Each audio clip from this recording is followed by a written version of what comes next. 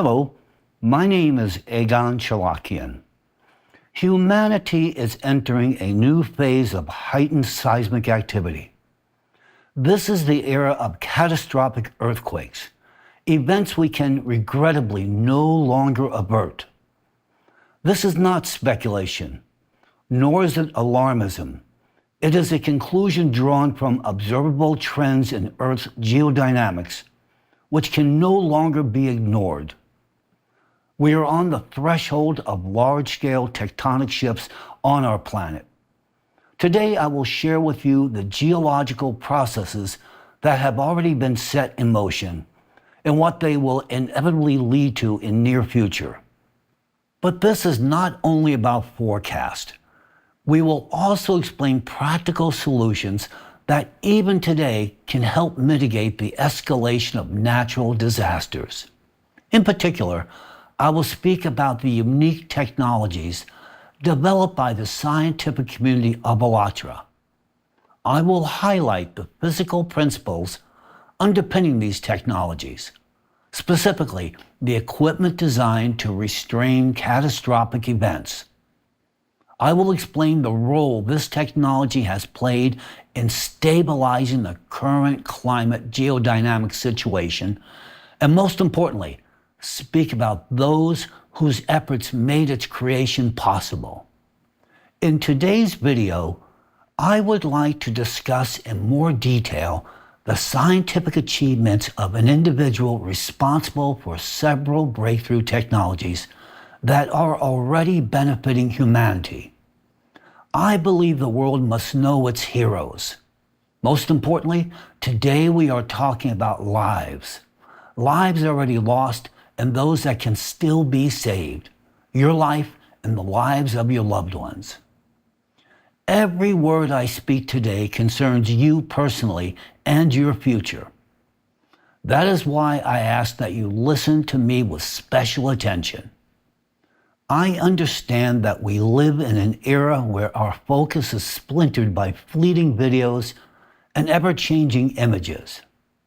But what I want to share with you cannot be grasped in passing. It requires reflection, analysis, and deep understanding. Set aside the habit of consuming information in short bursts. The subject I raise in this address is so critical that each of you must give it your time. I believe that among us are still many who are ready not only to watch and listen, but to think, comprehend, and share this knowledge with others. This is especially important now, as time for contemplation is running out, catastrophically so. Today, I want to once again raise the issue of increasing frequency and intensity of earthquakes. Why do I consider this one of the most urgent issues of our time? Because we are on the verge of enormous catastrophes. My primary goal today is to reach those of sound mind in the hope that humanity will suffer as little as possible. It is essentially to understand that the earthquakes occurring today are incomparable in their danger to any that have taken place in the history of our civilization. Previously, major seismic events were isolated. Today, however, we are witnessing a clearly defined trend of exponential growth. Nearly 6 months ago, at the United Nations Biodiversity Conference, COP16 in Colombia, I spoke openly about this alarming trend. Even then, in October 2024, I pointed out that daily occurrences of magnitude 5.0 earthquakes had become commonplace. For the past 6 months, there has been a steady increase in earthquakes of magnitude 6.0 and above. And another 6 months have now passed. You can confirm the increase in magnitude 6.0 plus earthquakes yourself. Simply install a seismic monitoring app on your phone and check it regularly. You will see that earthquakes above magnitude 6.0 now occur every other day. Seismic services are too slow in aggregating annual global data, so your own observations may prove even more telling. The rise in seismic activity is also clearly reflected in publicly available data. Consider, for example, the global seismic activity level developed by geologist and volcanologist Tom Pfeiffer for volcano discovery. This tool shows how actively earthquakes are occurring worldwide. Each bar on the chart represents the total seismic energy released on a given day, a combined daily magnitude. The taller the bar, the greater the energy released by all earthquakes on that day. Note how the colors of the bars change. They indicate different levels of activity on different days. Gray bars correspond to a combined daily magnitude of 5.2 through 5.8, representing moderate seismic energy. Green bars indicate 5.8 through 6.4, significant seismic energy. Yellow represents 6.4 through 7.0 and stronger earthquakes. Red above 7.0, very powerful events. Currently, the screen shows data from several years, 2017, 2024, and 2025. You can observe that in 2017, on the lower chart, gray bars, days with moderate seismic energy were frequent.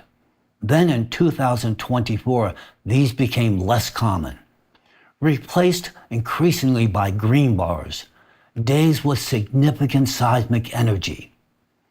Now look at the period from the late December 2024 to the present. You will see that gray bars have nearly vanished, replaced by an unbroken wall of green. The consistent decline of gray and rise of green bars signals a daily increase in the frequency of serious earthquakes. This is precisely the rise in magnitude 6.0 plus earthquakes I am referring to. Earthquakes, like other physical phenomena, are now intensifying in abrupt surges. This is a logical outcome, as discharge within Earth's interior follows its own cycles. Periods of rising and falling seismic activity persist, but the intervals between surges are shrinking. In a moment, I will explain the cause behind this pattern. First, let me remind you what an earthquake of magnitude 6.0 to 6.4 entails. Such events primarily devastate old and weak buildings, structures made of adobe or brick, not designed to withstand seismic stress. These buildings often collapse entirely, reduced to piles of rubble. Even stronger buildings develop cracks and experience partial failures in roofs, balconies, and load-bearing walls. Historic city centers with aging infrastructure suffer particularly severe damage. Infrastructure is also heavily impacted. Roads and bridges crack. Landslides in mountainous regions cut off transportation routes. Communication systems, electrical grids, water pipes, and gas lines are disrupted, leaving populations without essential services. Damage to hospitals, schools, and government buildings complicates aid delivery, turning local disasters into large-scale crises. Fatalities most often result from collapsing buildings or falling structural elements. Secondary threats exacerbate the situation. Fires sparked by ruptured gas lines or electrical short circuits spread rapidly and shattered infrastructure. Such earthquakes now occur every other day. This is our new reality.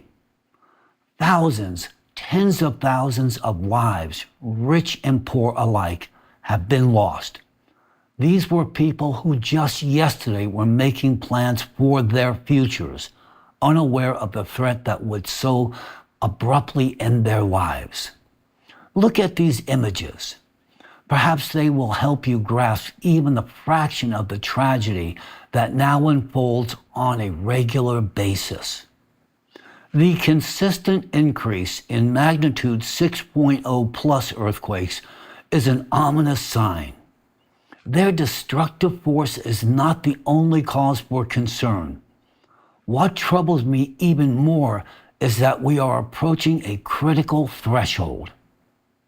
Our next threshold is the increased frequency of magnitude 7.0 earthquakes.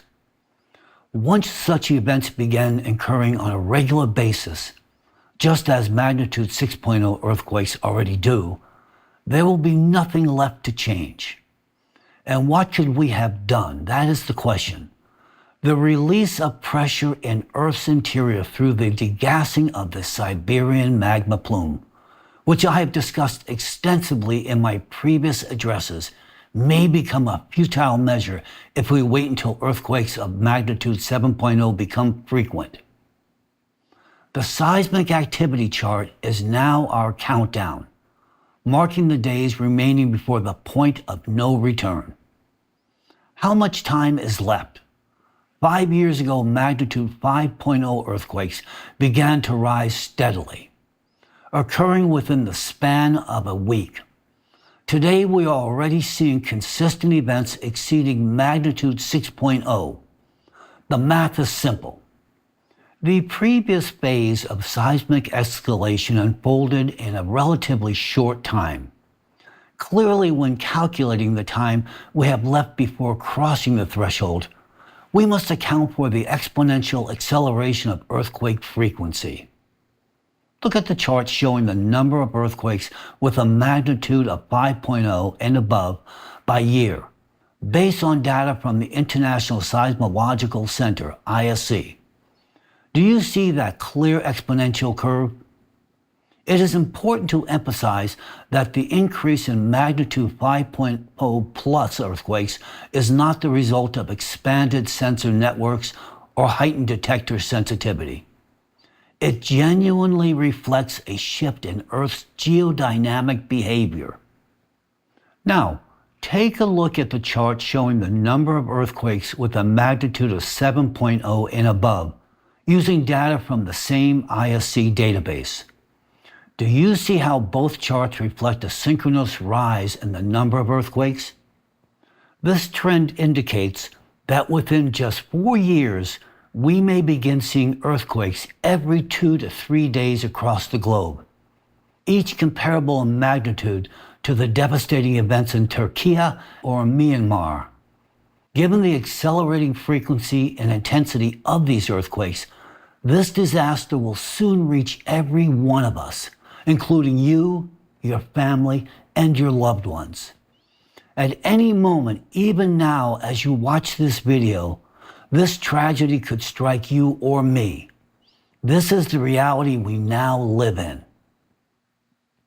Some believe I am trying to instill fear, but I am the first person who would prefer this forecast never to come true.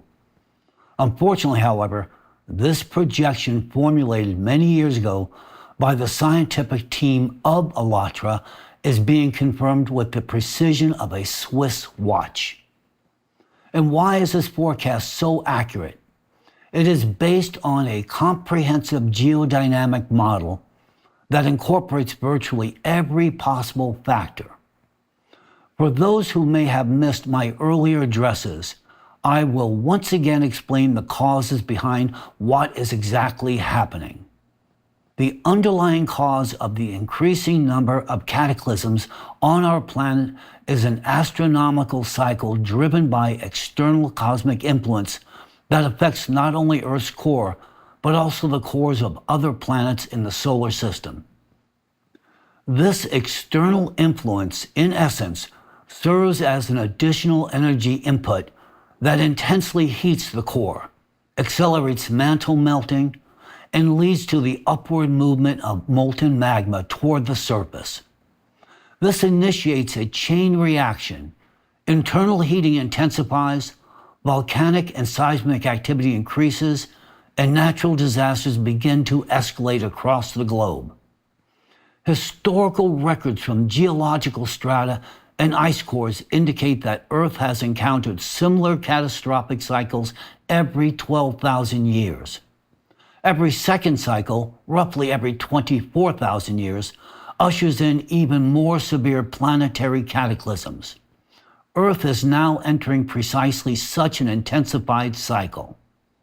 Exacerbating the situation is ocean pollution by nano and microplastics, which impairs the ocean's ability to dissipate heat from lithospheric plates, plates that are overheating due to the rising magma beneath them. At this moment, I would like to highlight one important point. Our blue sphere does not simply hang suspended in space. It rotates on its axis. At the equator, Earth's rotational speed is approximately 465 meters per second, that is 1,525 feet per second. It is well known that in recent years, the Earth's rotational speed has been increasing in an enormous manner. In fact, to compensate for this effect, 1 second will need to be subtracted from global timekeeping by the end of year 2028. These changes in Earth's rotation occur over mere milliseconds, and some specialists believe there is nothing alarming about this. Unfortunately, this is a serious misconception. When we consider the mass of Earth, even a change of just a few milliseconds plays a critical role in global processes. Imagine a bus full of people driving downhill toward a concrete wall. If it's moving at 3 kilometers per hour, about 2 miles per hour, what will happen? Perhaps it will simply slow to a stop, or no one will be harmed. But suppose the speed increases to 10 kilometers per hour, and it hits the wall.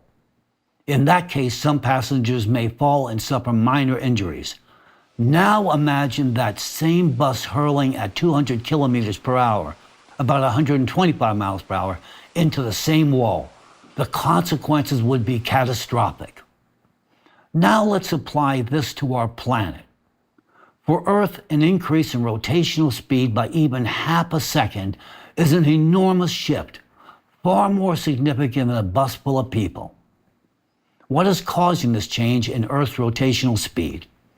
On this point, I agree with specialists who have noted that changes in the core's moment of inertia are what explain the acceleration of Earth's rotation. That is indeed the case. It is changes in the Earth's core that govern the planet's rotational speed. Why am I bringing this up now? Because you must also understand that acceleration and deceleration of Earth's rotation causes physical oscillations within the magma. The inertial speeding up and slowing down of the liquid core leads the additional heat release and increases mantle vibrations. This pulsating magma pressure transmits oscillations to the crust, intensifying its heating and structural weakening. This explains the daily fluctuations in seismic activity. Brief lulls followed by renewed surges in earthquake frequency. Core instability, its oscillations, and the accumulation of energy within the crust all contribute to rising internal tension. Over time, this tension reaches a critical threshold, and then major earthquakes occur. Minor earthquakes barely relieve the system. They fail to dissipate the accumulated energy. The more frequent these cycles of seismic rise and fall become, the more energy builds up in the Earth's crust, and the greater the likelihood of catastrophic events, such as those we witnessed in Turkey and Myanmar. So remember this: even slight changes in Earth's rotational speed trigger a chain reaction within the planet's interior, leading to energy accumulation and, ultimately, to devastating earthquakes. It is precisely for this reason that the March 28th earthquake in Myanmar occurred during a transitional phase in Earth's daily rotational speed. The ongoing rise in anomalous seismic activity on Earth is also due to the fact that no controlled degassing of the Siberian magma plume has yet been carried out. For those who may have missed my earlier addresses, let me once again explain what this is. The Siberian magma plume is a powerful stream of superheated magma rising from deep within the Earth toward the crust. At present, this plume is actively ascending in the very region where, just 250 million years ago, a massive eruption of the Siberian traps took place, an event that triggered the Great Permian Extinction, one of the most significant extinction events in the planet's history. Preliminary estimates indicate that the area affected by magma flows beneath Siberia may span 2,500 to 3,000 kilometers in diameter, an expanse comparable in size to the Australian continent. At this moment, the magma plume is in a critical stage. It has already begun to uplift the tectonic plate above it, evidenced by increased seismic activity along its margins. This points to the possibility that the magma plume could breach the surface at any time. For more detailed information, I encourage you to consult the report entitled "On the Threat of a Magma Plume Eruption in Siberia and Strategies for Addressing the Issue," which was also prepared by a team of scientists, experts, and volunteers from ALLATRA. At present, the only viable solution to this global threat is planned degassing, a process of controlled venting and diversion of gas and lava from Earth's interior aimed at reducing the geodynamic stress on the planet's crust. Without planned degassing, the internal pressure within Earth's magmatic system will continue to build, ultimately leading to the catastrophic events I will address at the end of this speech. However, the current surge in seismic activity is clear evidence that the crust is under immense internal pressure, like a balloon with a hardened shell being inflated from within. Degassing, therefore, could not only prevent the disastrous consequences of a potential rupture of the Siberian magma plume itself, but also significantly reduce the number of destructive earthquakes. As internal pressure subsides, the strain on the crust will lessen, and its deformation will decrease. To date, no other organization other than the ALLATRA scientists have proposed alternative methods. And now I would like to remind you of another breakthrough developed by the ALLATRA scientific team, one that has no equivalent in the world and has played a vital role in mitigating natural disasters, both in specific regions and on a global scale. For more than 20 years, ALLATRA's scientific community has been engaged in an in-depth study of climatic and geodynamic changes on Earth, while also seeking practical solutions to avert the catastrophic consequences arising from these changes. During this time, we not only established a scientific foundation, but also demonstrated in practice that such solutions are indeed feasible. One such solution, which can be discussed publicly, and which I have described in detail in one of my previous addresses, is the experimental equipment developed by the interdisciplinary scientific team at ALLATRA. The operation of this equipment over a 10-year period from 2013 to 2023 had a mitigating effect primarily across the territory of Russia and the countries of Eastern Europe. It influenced atmospheric and hydrospheric processes, thereby preventing the intensification of winds, hurricanes, and anomalous precipitation. This equipment could not, in theory, offset seismic and volcanic activity occurring within the Earth's interior. However, in practice, a reduction in the intensity of seismic activity was observed. Throughout the period of the equipment's operation, the number of extreme events in Russia increased significantly more slowly than in other countries. This occurred despite the fact that in Siberia, Air temperatures during that same period were rising 2.5 to 3 times faster than the global average, a consequence of the influence exerted by the Siberian magma plume. This experimental equipment was placed at this specific point on the globe, not for reasons of geopolitics or personal preference, but precisely because of the principal geodynamic threat, the Siberian magma plume, located on the territory of Russia, which in the event of an eruption could wipe out all of the planet. Given the accelerated warming observed in the Siberian region, the progression of climate-related disasters across Russian territory should have been markedly more severe. However, the facts indicate that over the span of 10 years, all parameters of extreme climate events in Russia were substantially lower than in other regions of the world. An analysis of open statistical data spanning several decades, which you now see on the screen, demonstrates that between 2013 and 2023, the rate of increase in both the intensity and frequency of climate-related disasters in these territories was indeed lower than in the rest of the world. During this same period in time, the world witnessed a continuous upward trend in climate-related disasters. The absence of such growth in climate catastrophes across Russia over the span of 10 years is an apparent paradox. This paradox is explained by the fact that the experimental equipment, developed by a non-public group of Alatra scientists, exerted a real and tangible influence in reducing both the rate and severity of climate-related disasters in this region.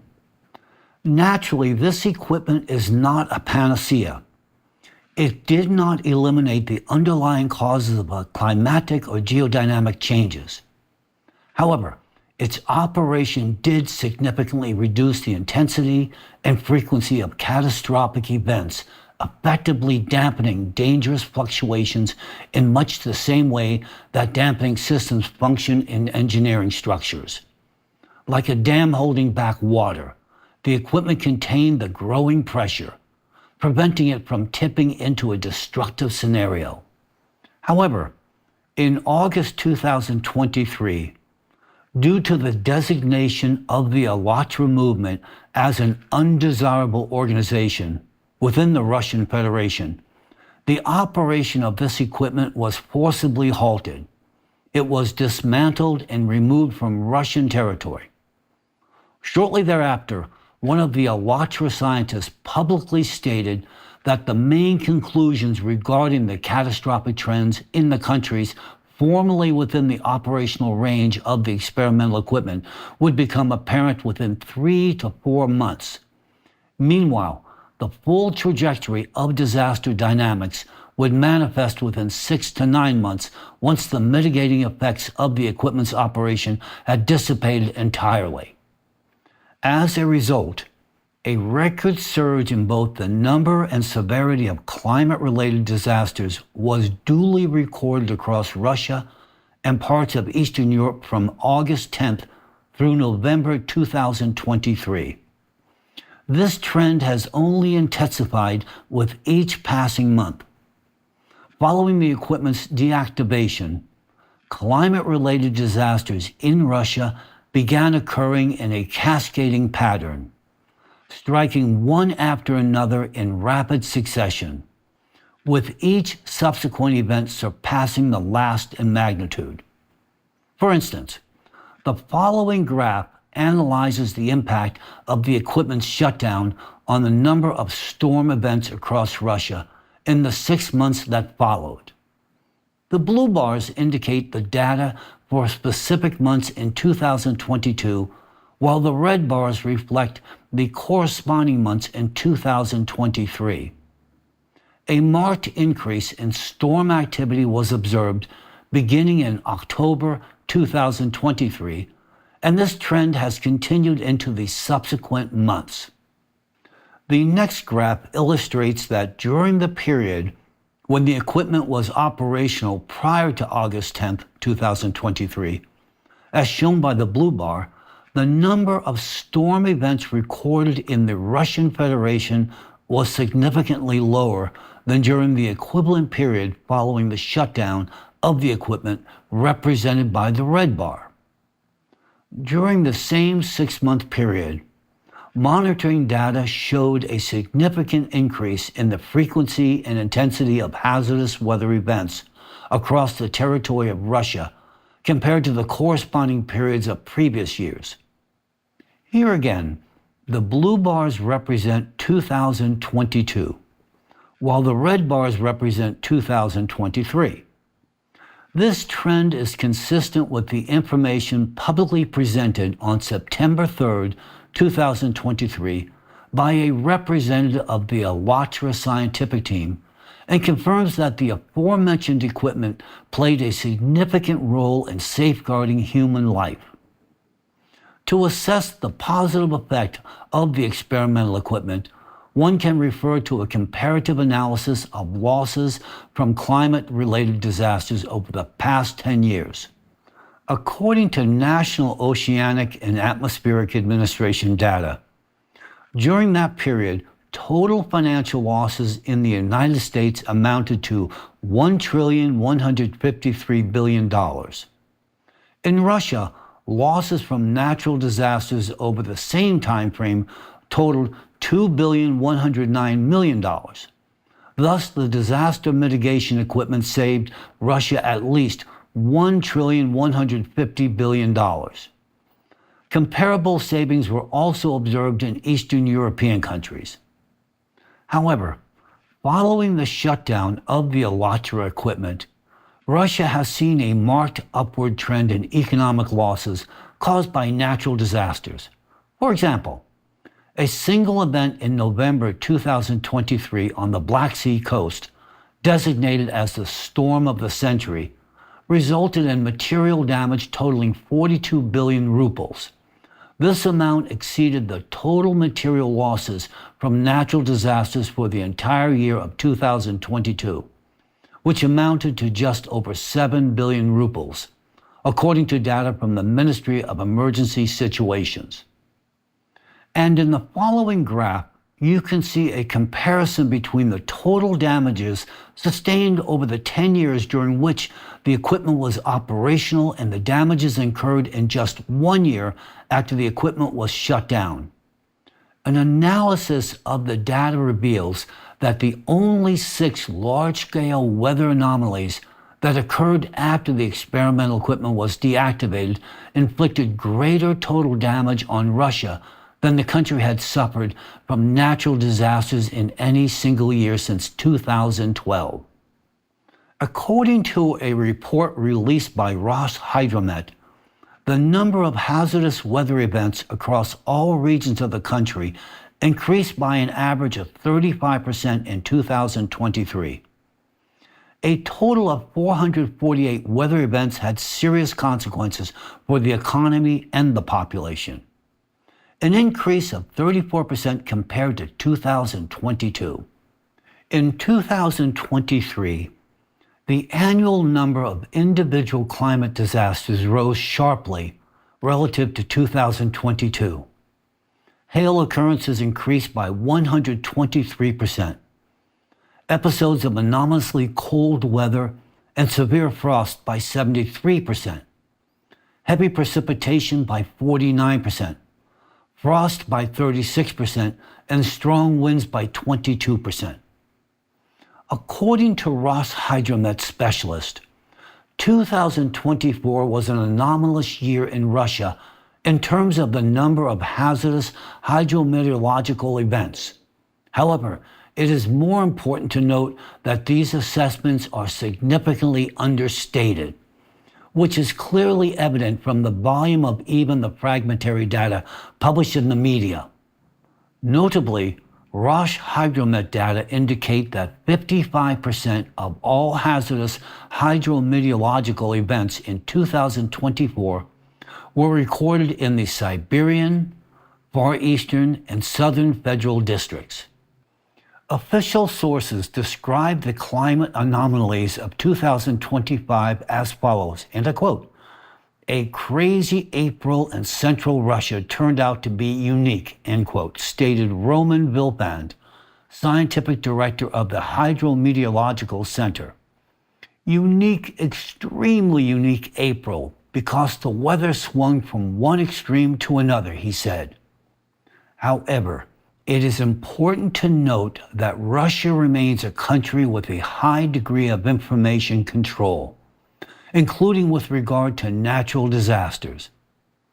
After the shutdown of the experimental equipment, a sharp and predictable surge in climate anomalies followed, making it immediately apparent just how many budgetary funds and resources had actually been saved thanks to the equipment's operation. Not long thereafter, certain circles within the government imposed strict censorship. Today, people are persecuted even for simply discussing abrupt weather changes on social media. This information vacuum is being manufactured deliberately. Have natural events become less frequent? Not at all. Many of them are no longer officially reported, and information about past disasters is being erased. Official channels remain deathly silent, even as the situation grows increasingly alarming. The problems caused by natural disasters have not gone away at all. Local residents continue to observe the changes and share their findings in comment sections. People are not staying silent. Despite the pressure, they persist in speaking out about what is truly happening in their regions. However, official sources no longer provide reliable data. Certain power circles are carefully maintaining the illusion of stability in order to prevent mass migration from Siberia. Their objective is simple: to keep people in place to protect financial and political interest, even if doing so places lives in genuine danger. Meanwhile, they are quietly relocating their own assets out of the Siberian Federal District.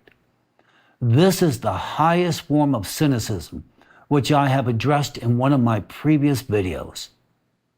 In the same regard, I would now like to clarify something I have not previously emphasized, but which I now believe must be said. The fact that the Siberian plume, the largest active magma zone on the planet, has not yet erupted is, to a significant extent and degree, due to the operation of that very equipment. If this system had not been functioning, it is actually uncertain whether or not we would even be able to discuss these developments today, or frankly, whether there would be anyone left to discuss them or listen to them at all. This equipment not only mitigated risk for Russia, but also helped minimize damage on a global scale. And most importantly, it granted humanity, each of us, the most precious resource of all: time. Time to address the threat of the Siberian plume through a strategy of planned degassing. Now that you have a clearer understanding of the scientific and practical value this equipment holds for all of humanity, it becomes easier to grasp why, in my previous address, I stated that there is a person to whom we already owe the very fact that we still have time. For it was he who became the source of the key idea, without which the realization of this equipment project would have been impossible.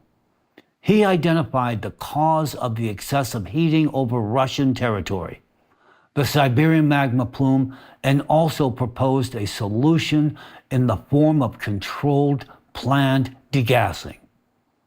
This same individual also offered a foundational scientific and technical concept that made it possible to create a system capable of exerting a restraining influence on a number of dangerous geophysical and climatic processes. I am speaking, of course, about my dear colleague, Igor Danilov. His contribution to this project is decisive.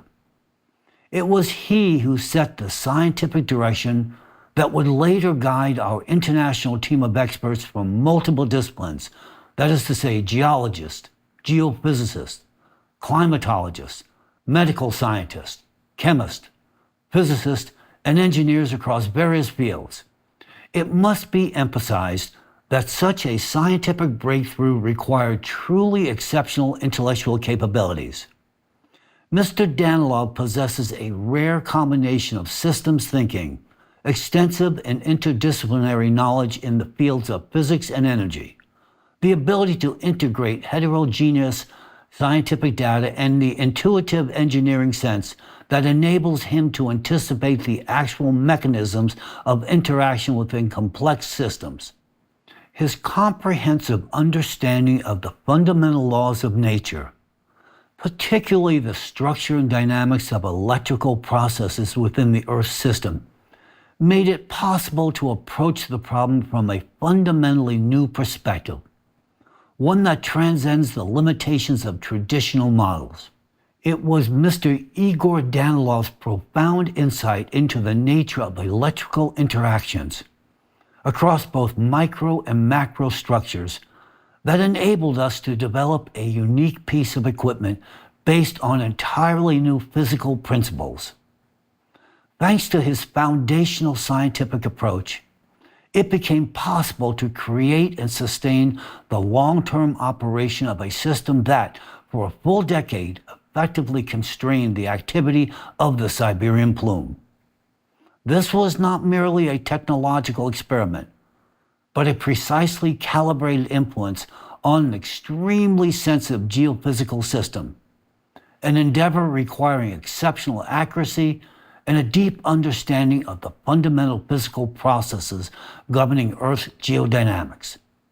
It can be clearly stated with a high degree of certainty that had this equipment not been operational, we might not now be facing an entirely different and significantly more catastrophic phase in the progression of climatic and geodynamic processes.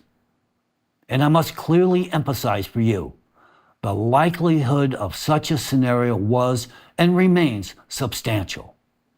That is why I consider it both appropriate and scientifically justified to affirm that Mr. Danilov's contribution is truly monumental. His idea, brought to life through the efforts of an international research team, became the very factor that, over the course of a decade, made it possible to restrain destructive processes on a planetary scale. Each of us may very well be alive today because this work was undertaken. It was this scientific concept, translated into practical application, that created the window of time during which humanity still had and still has a chance to take thoughtful and responsible action, to carry out the process of controlled degassing of the Siberian plume. And yet, what do we have today? The equipment that proved effective in stabilizing climatic and geophysical processes has been shut down. Controlled degassing of the Earth's interior has still not been initiated. Scientists in Russia remain under strict surveillance by the Federal Security Service, FSB, which precludes any possibility of international collaboration.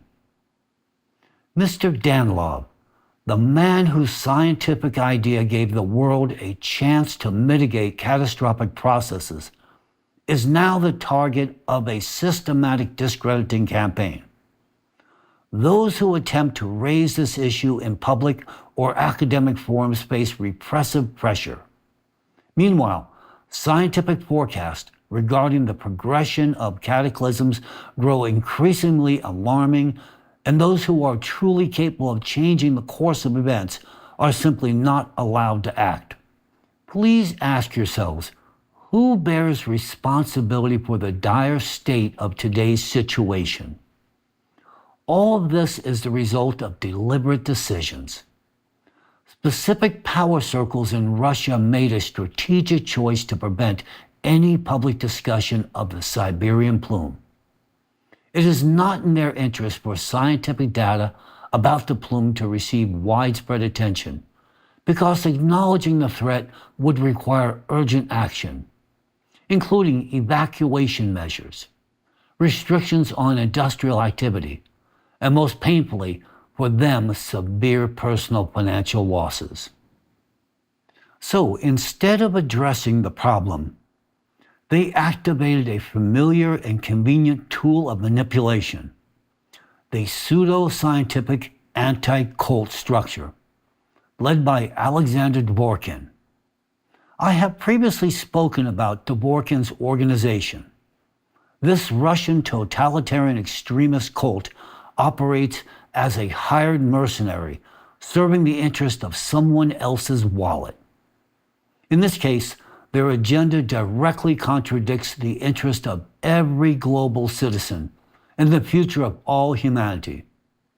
It was Dworkin's network of agents that became the operational mechanism for discrediting everything associated with the Allatra movement, and in particular, the name of Igor Danilov. Dworkin's agents, both in Russia and abroad, including Ukraine, such as Irina Kremenovskaya, a Ukrainian agent of the Russian Racers network, launched a campaign of lies against Allatra. Targeted dehumanization and the implementation of a distorted narrative that replaces reality became the key tools of this operation to overwrite Allatra's image in the public information space. As a result, a massive informational deepfake was created, a vivid but entirely false picture that overshadowed the actual scientific achievements of the international team of Allatra scientists and volunteers working in the interest of global safety and stability.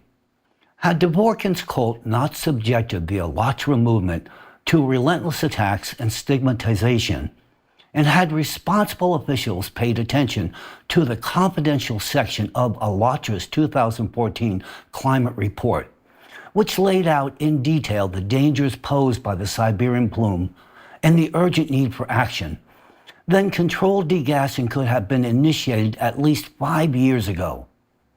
This would have provided a real chance to prevent a number of seismic catastrophes, including the devastating earthquakes in Turkey and Myanmar, and to stabilize geodynamic processes. It would have saved hundreds of thousands of lives lost beneath the rubble of these past 5 years. Instead, the short-term gain was prioritized. 5 years of unchecked profit from Siberia for a select circle within Russia's ruling class were deemed more valuable than the safety of millions of their own citizens and the entire global community. If not for the interference of anti-cult activists, Dworkin's international network, the problem of escalating natural disasters could already have been resolved. Instead, the situation continues to deteriorate rapidly. Because of them, no global measures are currently being taken to confront these colossal threats. In essence, without the discrediting campaigns launched by Dworkin, not a single person on this planet would today be facing such a dire and genuinely life-threatening reality. In light of this, it becomes unequivocally clear the extremist activities of anti-cult structures, such as Dworkin's organizations, including Racers, and anti-cult operations in general, which suppress citizens' rights and freedoms, must be banned at the legislative level. At their core, these organizations are anti-human cults. Behind their public rhetoric of fighting cults lies an anti-scientific, anti-human agenda that deploys lies and defamation in service of those willing to sacrifice human lives for personal gain. Their actions must become the subject not only of public reckoning, but also international judicial response. In light of the unprecedented discrediting campaign waged against Mr. Igor Danilov, a man who has made a significant contribution to the development of scientific and technological solutions aimed at preserving life and planetary stability. I consider it both necessary and my direct responsibility to present an objective and well-reasoned account of the essence of his scientific achievements. I also feel compelled to explain why his work holds fundamental significance, not only within individual disciplines, but also for the future of all humanity. Thus, I would like to return to some of the discoveries made possible through the exceptional contribution of Mr. Danilov. As far back as 20 years ago, he drew the attention of the International Research Group to the phenomenon that was severely underestimated at the time, and which, second only to the threat of the Siberian plume, has now become one of humanity's most pressing global problems: the role of micro and nanoplastics in ocean warming. Even then, he clearly pointed out that a single nanoparticle of plastic in the ocean can alter the behavior of millions of surrounding water molecules, reducing their heat capacity and thereby accelerating ocean warming. This destructive aspect of plastic is explored in great detail in a film created by Alatra volunteers titled Anthropogenic Factor in the Ocean's Demise, which is available for public viewing online. The second key aspect of plastic's harmful influence, also identified early on by Mr. Danilov, is the devastating effect of nanoplastic particles on human health, including physiological, cognitive, and reproductive functions. Mr. Danilov attributed this to the electrostatic properties of nanoplastics. Once inside the human body, they accumulate and retain an electrostatic charge, which then disrupts the body's finely tuned regulatory processes by penetrating cells, ultimately leading to various severe diseases.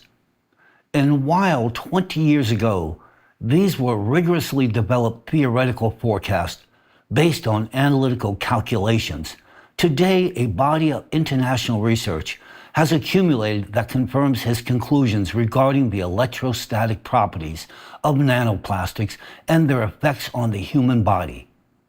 Back then, to vividly demonstrate this fundamental property of plastic, Mr. Danilov introduced a simple yet illustrative experiment, one that can easily be replicated at home. Now, on the screen, you see 3 plastic cups on a table. Suspended inside each cup by a thread is a different object: a metal needle, copper wire, and a wooden matchstick. Nearby is a neodymium magnet. Next, a series of tests is conducted using various materials. The first item is a plastic straw.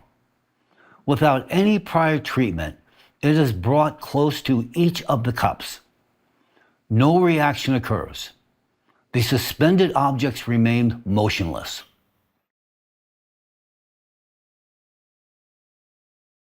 Then the plastic straw is briefly placed on the neodymium magnet and once again brought near the cups.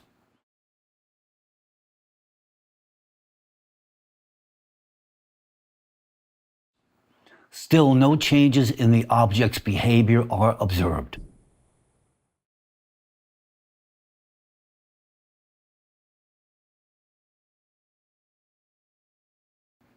After that, the plastic straw is vigorously rubbed against a woolen thread and moved near the cups.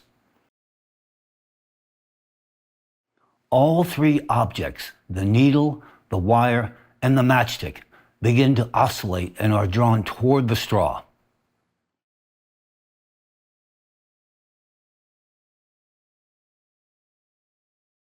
The second item tested is a wooden stick. The same sequence of actions is performed.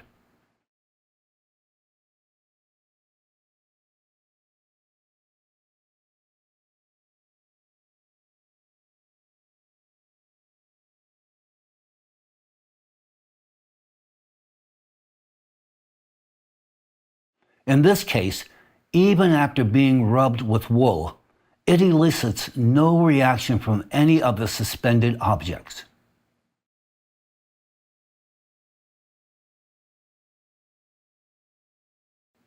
The third item is a metal tube.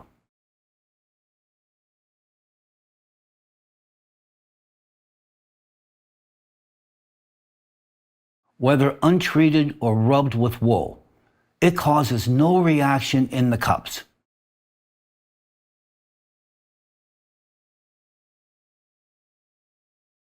However, after being placed on the magnet for a short period of time, the metal tube is brought near the objects.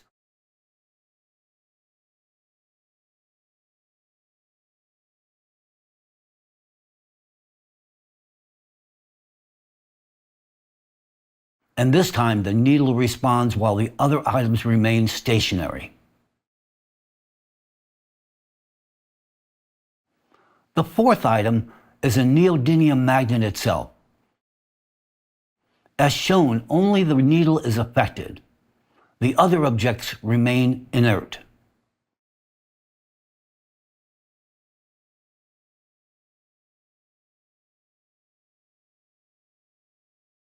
Thus, through this simple experiment, you can clearly observe that plastic, while being a non-magnetic material and a dielectric, is capable of accumulating a static electric charge through friction, which then allows it to attract lightweight objects via electrostatic interaction with their fields. This is a well-known physical property.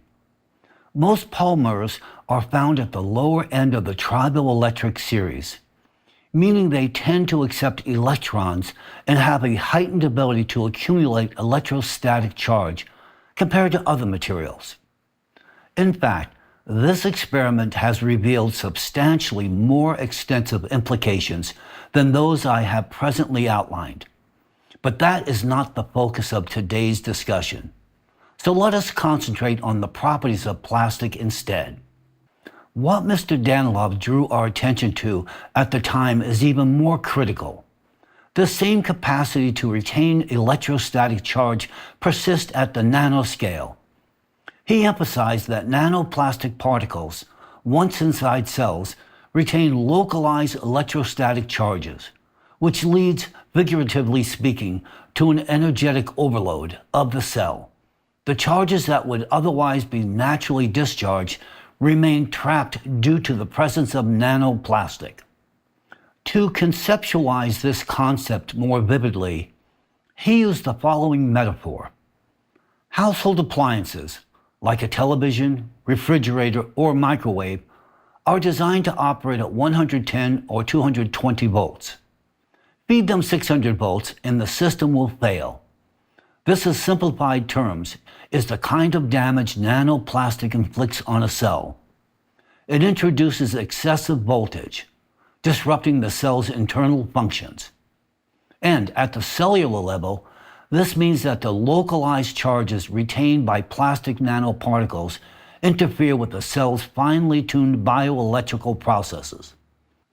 As confirmed by modern research, such charges can distort membrane potential, disrupt signal transmission, and impair the normal functioning of ion channels. As a result, cells lose the ability to transmit signals properly. The immune system becomes dysregulated and mechanisms of cell division break down. This can lead to chronic inflammation, accelerated aging, and hormonal imbalances. When nanoplastic penetrates the brain, its electrostatic properties interfere with neural activity, leading to cognitive disorders, memory loss, reduced concentration, and the development of dementia. The greatest danger, however, lies in the fact that localized charges retained by nanoparticles can damage DNA. When affected cells divide, they pass on already compromised genetic information. This increases the risk of mutations and gives rise to heritable genetic distortions.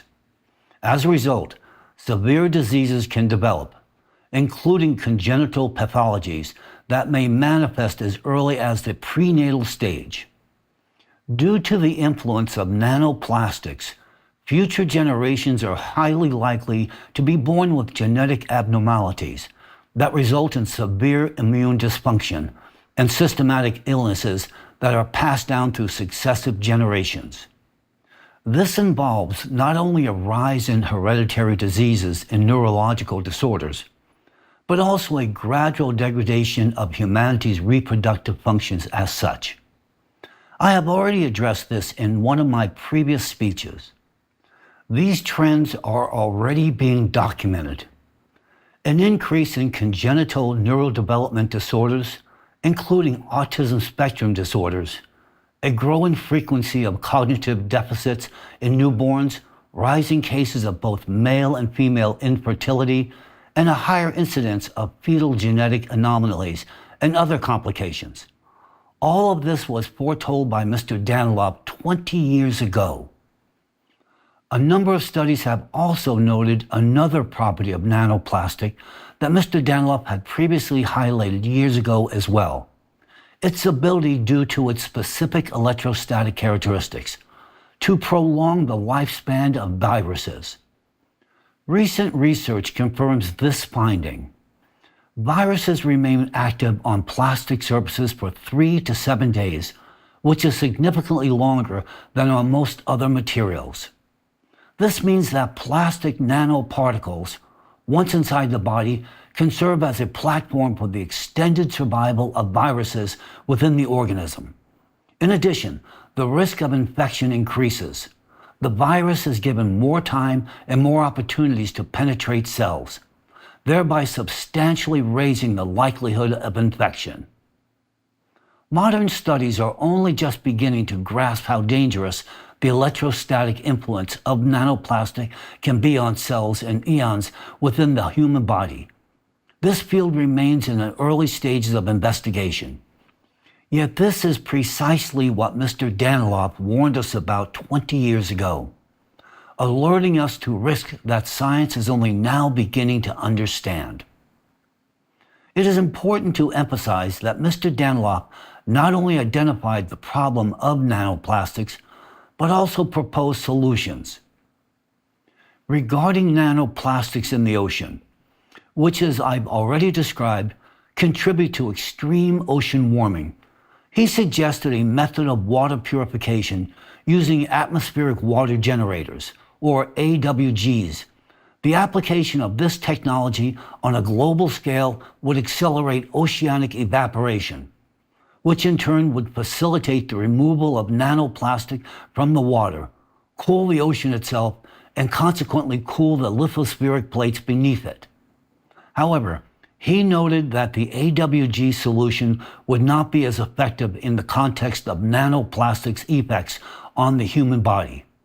Increased ocean evaporation would inevitably lead to a higher concentration of nanoplastic in the air we breathe. As a result, the level of nanoplastic in the human body would rise, negatively impacting the health of every person on Earth.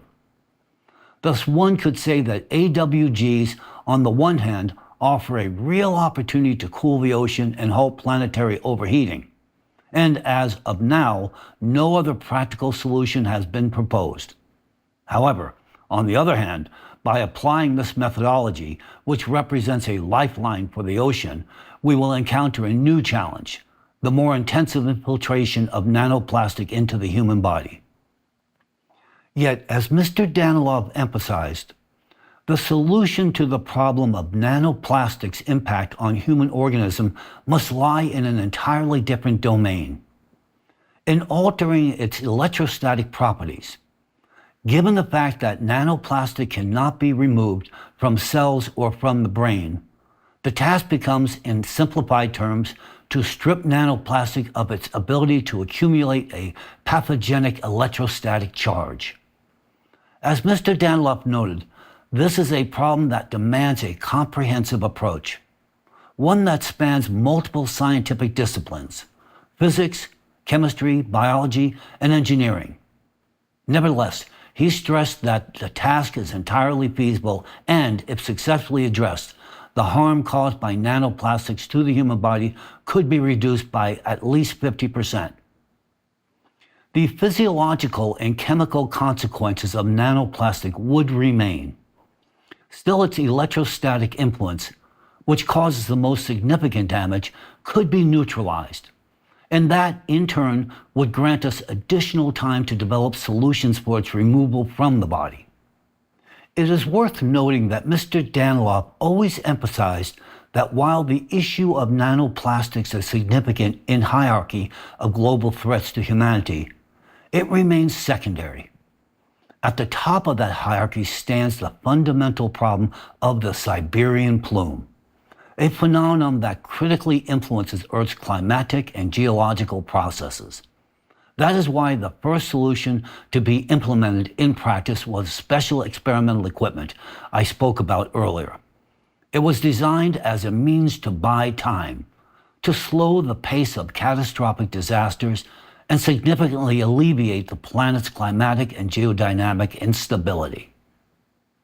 Now I would like to point out the key physical principle upon which the operation of this device is based. To illustrate it, we will demonstrate a simple experiment that anyone can replicate: a plastic cup with a needle suspended on a thread inside and a magnet nearby. As expected, the magnet attracts the needle. However, if one takes a plastic straw, charges it through friction with wool, and then moves it near the cup, one can observe the needle begin to oscillate noticeably. You can see how, despite the dominant magnetic field, a weak electrostatic field can still influence the needle's behavior.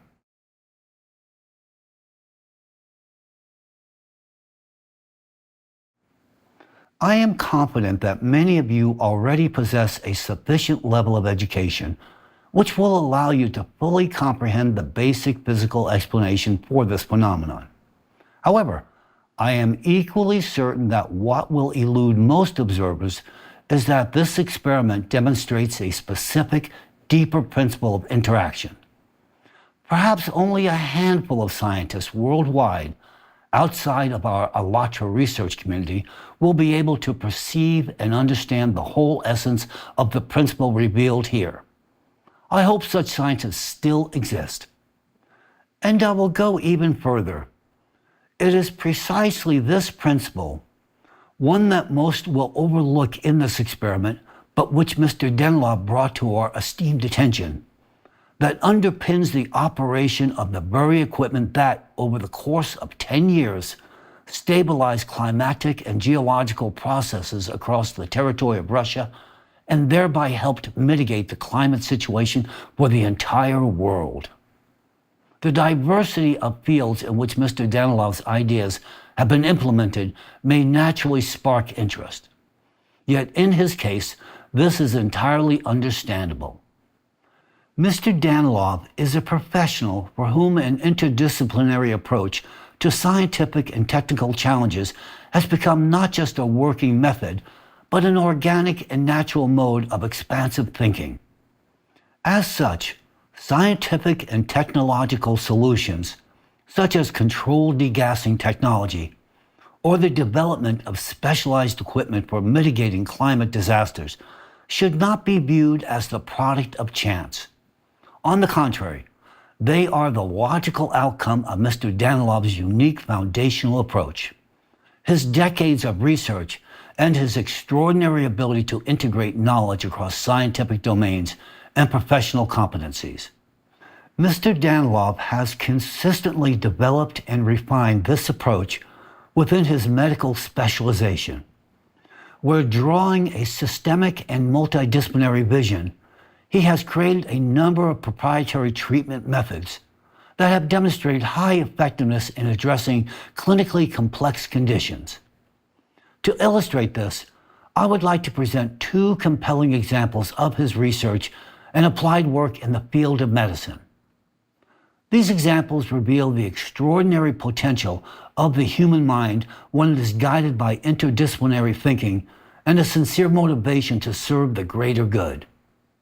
One of the fields in which Mr. Danilov has worked consistently for many years concerns a fundamental challenge that remains exceedingly complex in biomedicine: the possibility of restoring and regenerating human tissue, including tissues traditionally regarded as incapable of self-repair, such as intervertebral disc. Today, millions of people around the world suffer from spinal disorders linked to degenerative changes in intervertebral disc. As a result of aging, excessive physical strain, including athletes, or prolonged sedentary lifestyles, the structural integrity of these discs gradually deteriorates. This leads to widespread conditions such as osteochondrosis and other forms of degenerative dystrophic disorders. These conditions severely affect quality of life and are often accompanied by chronic pain and restricted mobility, and in many cases lead to disability. The desire to find an effective, scientifically grounded solution to this problem and alleviate human suffering became the central motivation behind Mr. Danilow's research and clinical work in this area. Mr. Danilow's principal objective was to restore the regenerative potential of the intervertebral disc, including its nucleus pulposus, which for a long time had been considered irreparable. The result of his years of research in the physiology and biomechanics of the spine was a patented method he named vertebrorevitology. Vertebrorevitology is a non-invasive approach to treating degenerative dystrophic diseases of the spine, which through manual correction creates the conditions necessary for the complete restoration of a degenerating intervertebral disc. In other words, this is a method that allows patients to avoid surgery and restore spinal function without any surgical intervention. The application of this method effectively enables full restitution of the invertebral disc, a result that had previously been considered impossible. It was long believed that intervertebral discs were incapable of regeneration. However, by developing the patented vertebrorevitology method, Mr. Danilow disproved that assertion in practice, demonstrating that the intervertebral disc can regenerate, provided the right conditions are created. To date, this is the only known methodology that has shown objectively verified restoration of both the structure and function of the intervertebral disc. The vertebrorevitology method has demonstrated high clinical efficacy. These outcomes are supported by objective data, including a series of MRI scans taken before and after treatment.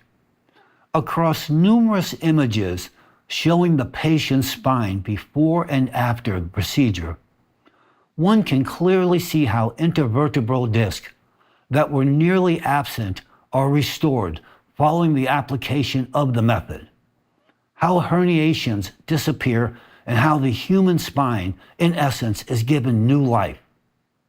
What are the principles underlying this method?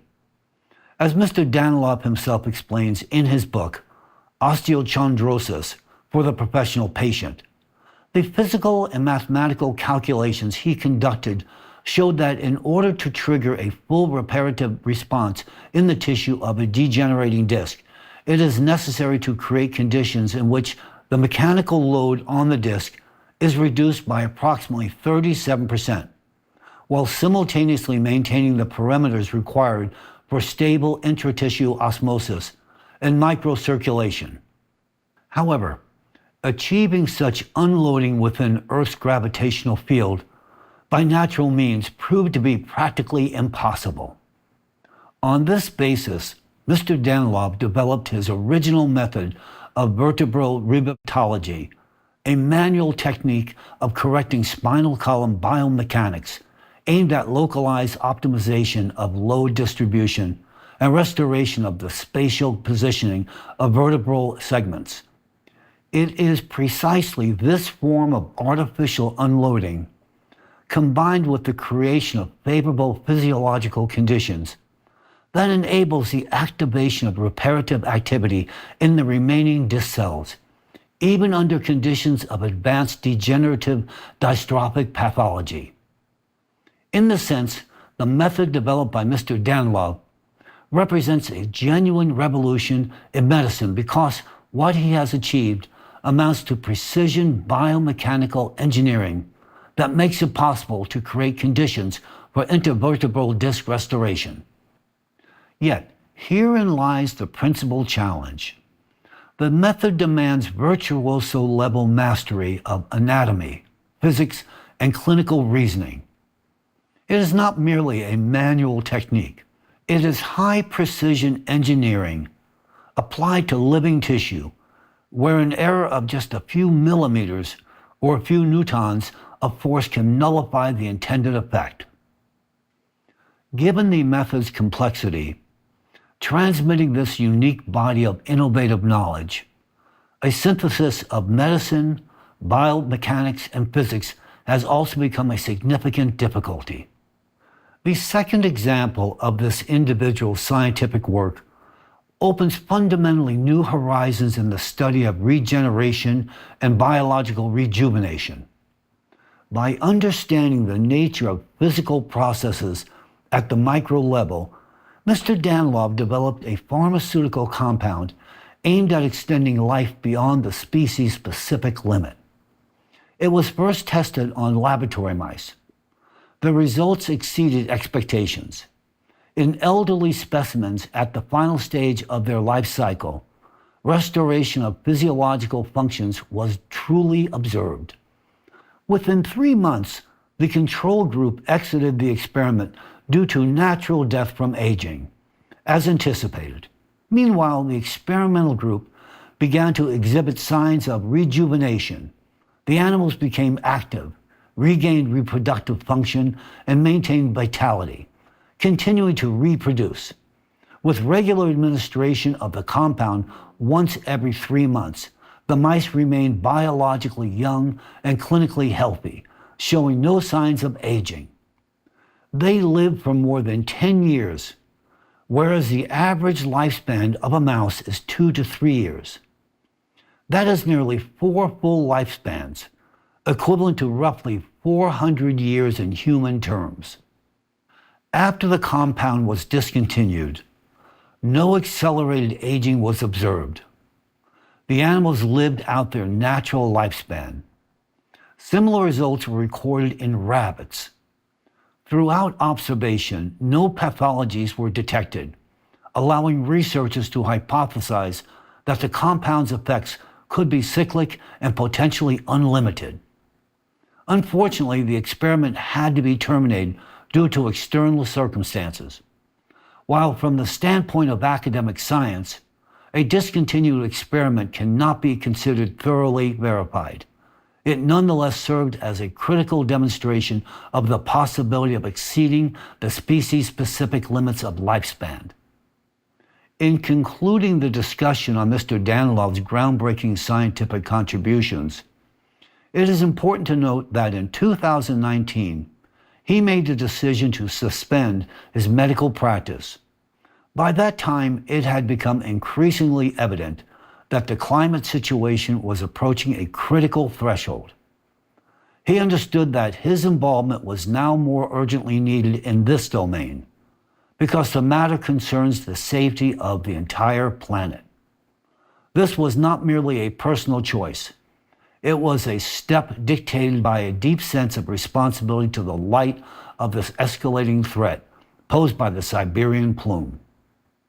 Over the years of applying his vertebral revivitology method in practice, Mr. Danilov healed and restored thousands of patients. Although he was physically based in Ukraine, people traveled from around the world to receive his care. Through his work, he brought international recognition to Ukraine. His unique treatment method and the results it delivered attracted media attention. Articles and television segments were produced documenting his remarkable outcomes. And yet, consider this, all of that well-earned reputation, built through years of dedication and service to others, was destroyed the moment he publicly stood in defense of humanity by shedding light on the threat of the Siberian plume and the exponential escalation of climate and geodynamic changes. In response to his efforts to identify the danger posed by the Siberian plume and to call for urgent action, certain Russian power circles launched a campaign to discredit him. Rather than embracing Mr. Danilov's groundbreaking developments, they publicly slandered and dehumanized him. His image was deliberately distorted by agents of Dvorkin's totalitarian extremist organization into something utterly absurd, bearing no relation whatsoever to reality. Igor Danilov is a man who has always acted and continues to act solely in the interest of society, never placing personal gain above the common good. Moreover, he consciously sacrificed his own reputation in order to bring to light information that could save lives and alter the course of events on a global scale. Inspired by his example, we in the scientific community have always operated under the principle that human lives, the life of each one of you, are far more important than our reputations.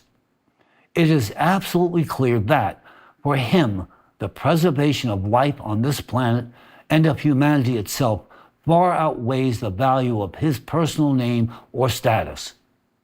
Now, as you encounter various interpretations of Mr. Danilov's work in the information space, it is essential to ask yourself, what do you truly know about the gentleman? The truth, or the fabricated narrative crafted by the cultist Dvorkin, an individual with documented psychiatric disorders and a loyal servant of the Russian repressive anti-human apparatus. I have already explained the motivations behind Dvorkin's actions and those of his handlers. I will not dwell on them again. Now that you have the whole picture, you are capable of discerning truth from falsehood, of understanding who truly defends the interest of all people and who merely serves the agendas of certain power groups that profit by sacrificing the very lives of the people they exploit.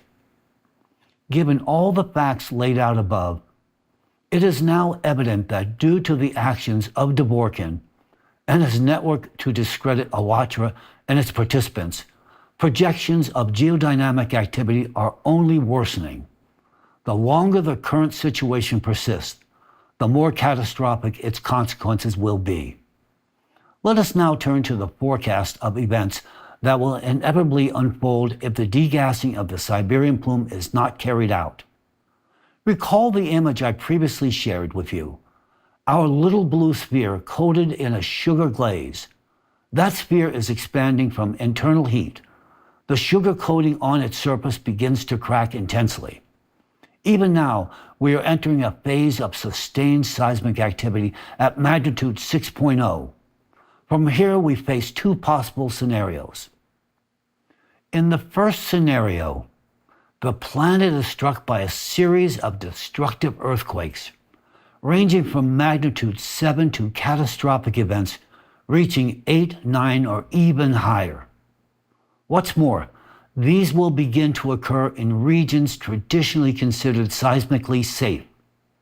Remember this, the most powerful earthquakes happen when and where we least expect them. Now imagine for a moment what would happen if an earthquake with a magnitude of even 7.5 struck Moscow, Beijing, or even Washington, D.C.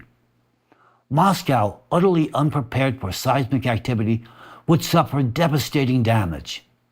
The Stalin-era skyscrapers, the pride of Soviet architecture, would collapse into massive tombstones, crumbling into concrete rubble.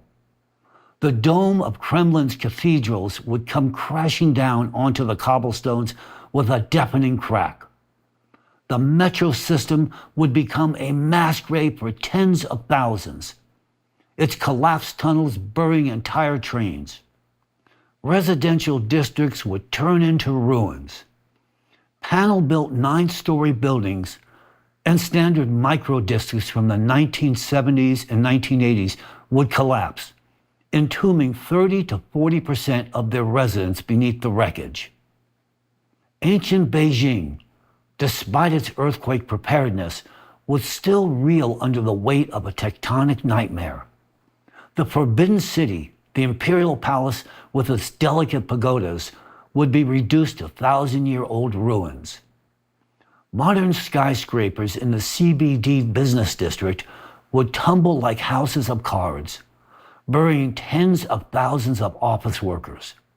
The historic Zhonghuangsun district, the technological heart of China, would lose hundreds of research laboratories and startups. The residential areas of Chaiyang and Haidian would collapse into heaps of concrete and glass, where hundreds of thousands would perish beneath the rubble. Ruptured gas pipelines would ignite firestorms, incinerating entire city blocks. Washington, the capital of our American democracy, like Moscow, is unprepared for serious seismic activity. Residential neighborhoods would collapse, burying thousands. The dome of the Capitol, the symbol of American statehood, would crack and partially collapse. The White House, though reinforced with armored structures, would also sustain severe damage. The Lincoln and Washington memorials would be reduced to mangled sculptural remnants, and the Pentagon's underground tunnels would become a mass grave for hundreds of military personnel. We'll be spared living through a whole series of devastating global earthquakes in one case. And that is the second scenario. If we are simply wiped out by the eruption of the Siberian plume. It could erupt at any moment, perhaps even before I finish this speech. The pressure there is already sufficient for a fatal rupture to occur.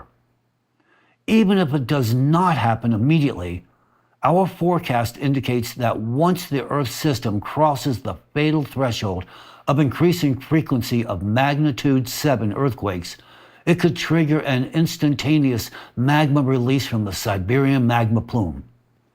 In such a case, we will no longer be dealing with localized destruction, but with a global catastrophe, comparable to the sudden burst of an overinflated balloon. Pierce it, and it simply burst.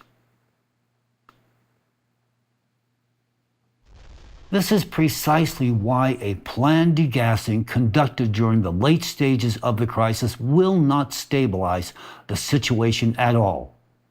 On the contrary, it will provoke disaster. Based on the current escalation of seismic activity, the window of time during which planned degassing can still yield a positive effect is rapidly closing. As I've mentioned today, our critical threshold is the marked increase in the frequency of magnitude 7.0 earthquakes. After that point, any attempt at degassing will likely trigger a plume eruption, and we will lose all ability to control it. The plume is still being held back only by the Earth's tremendous structural resilience, but even that is not infinite. Right now, the pressure deep underground is pulsing, building up, then partially releasing, while the regulatory mechanisms are still functioning. This rhythm is the last sign of the planet's immune response. The situation is truly acute, and that is why it is absolutely imperative to act without delay. This is the critical moment right now when humanity still has a chance to make the decision to carry out the planned degassing of the Siberian magma plume. If we begin the process in a timely manner and can, as a civilization, endure the critical 20-year phase of the catastrophic cycle, then we will secure at least 250 million years of planetary safety. But if those who bankroll the leader of the totalitarian sect, Dvorkin, continue to conceal this information from the Russian population, continue to ignore the threat of the plume eruption, and continue to sabotage the implementation of planned degassing, then not only Russia, but all of humanity is doomed. As painful as it is to say, if we fail to carry out this degassing, billions of people will perish. Those in power in Russia who chose to conceal information about the plume and launched a discrediting campaign against Alatra through Dvorkin's cult ought to ask themselves a serious question. Was it worth it? Vast sums were spent spreading lies about Alatra, and after the equipment shutdown, the economic losses alone on a national scale are measured in billions. Meanwhile, the world teeters on the brink of global catastrophe. I ask you, was it worth it, economically or practically? The risks to all of humanity have multiplied exponentially, all for the sake of short-term profit, gained by a narrow circle within the Russian power structure. Yes, partial evacuation would have been necessary. Not all of Siberia, but certain territories. Yes, that would have meant a financial loss, but in return, there would have been a strategic advantage for the entire planet. Instead of taking action, they continue safeguarding their assets and tell the people, stay in Siberia, raise your children, don't listen to him, because in their view, I am a deep fake. Regardless of what they believe I am, the threat I am warning about is genuine and real. To be fair, 5 years ago, the catastrophic nature of the situation was not yet fully apparent to the public. But today, this problem is visible to all, even to those who once remained silent. The core issue is this: decision makers are receiving distorted information. Business interests outweigh any honest assessment of the situation. But what will be left of politics and the economy after a true catastrophe? If events unfold according to our mathematical model, first millions will die in natural disasters, and then billions. Once mass death and chaos begin, it will be too late to act. Catastrophic events lie ahead. And after each one, if you survive, you will gain sobering experience and understand far more than you do today. But that is not the path forward. We must not allow millions to perish simply because we failed to reach those who believed disaster would never touch them. Catastrophe will affect everyone without exception. The experimental equipment that restrained the rise of climate and geodynamic stress for a decade is not a final solution or a panacea, but it granted us something of immeasurable value, and that is time. Today, as we witness daily earthquakes of magnitude 5.0 and a rising frequency of magnitude 6.0 events, we can begin to comprehend the true significance of that delay. Without the operation of that equipment, humanity would most likely have already crossed the threshold of irreversible catastrophe, and you and I might not even be here at all right now. Can you imagine how much time, how much life was given to you freely? And now, please consider, what is the worth of your life? What price could ever measure the fact that you are alive right now and not buried beneath the rubble of fires and earthquakes? What price could capture the value of waking up in the morning, breathing in the aroma of coffee, seeing your reflection in the mirror, and embracing your children and loved ones?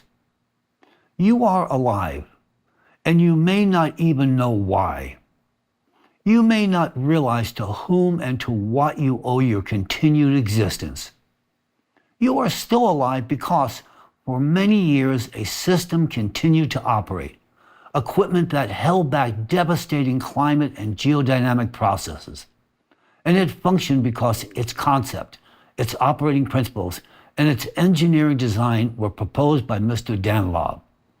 And we as a scientific team made it a reality. It was he who gave humanity a chance it might never have had. He gave us time. Time not only to live, but time essential to implement the one solution capable of averting a planetary catastrophe. Now you know who is fighting for your life, and to whom you owe the fact that you and your loved ones are still alive. Humanity has yet to invent a reward great enough to match the immense contribution Mr. Dunlop has made to your life, to ensure that you and your children still have a chance to live. And yet, what did he receive in return for his service to humanity? A shattered reputation, discrediting, persecution, harassment. Yes, some of you may not care about what happens or to whom, but you do care about your life. You do care about the chance for you and your children to survive. If you believe your life has value, then do not remain silent. Do not shift responsibility onto politicians, whom you assume are ones who should resolve the planetary threat. As long as you do nothing, they too will do nothing, because they are not different from you. They will not act on what society does not demand. That is why, as long as you remain silent, they too will remain inactive. But today, while we still have a chance, your voice, your action, and your contribution are invaluable. It carries decisive weight. Everything we warned about years ago is happening right this moment. But there is still a chance, not merely to win a few more years, but potentially millions of years of life on this planet. This is not a metaphor, it's a calculation. If we succeed, humanity will gain 250 million years for development, for resolving political and economic challenges, for building the future. But before all of that, first and foremost, for life itself. Right now, we are all living, quite literally, on borrowed time, paid for by someone else's labor, knowledge, and courage. Don't waste it. This is your opportunity to become part of something greater. Because today, what is at stake is life itself, yours, and the lives of all who will come after you. So reflect deeply and answer this one simple question.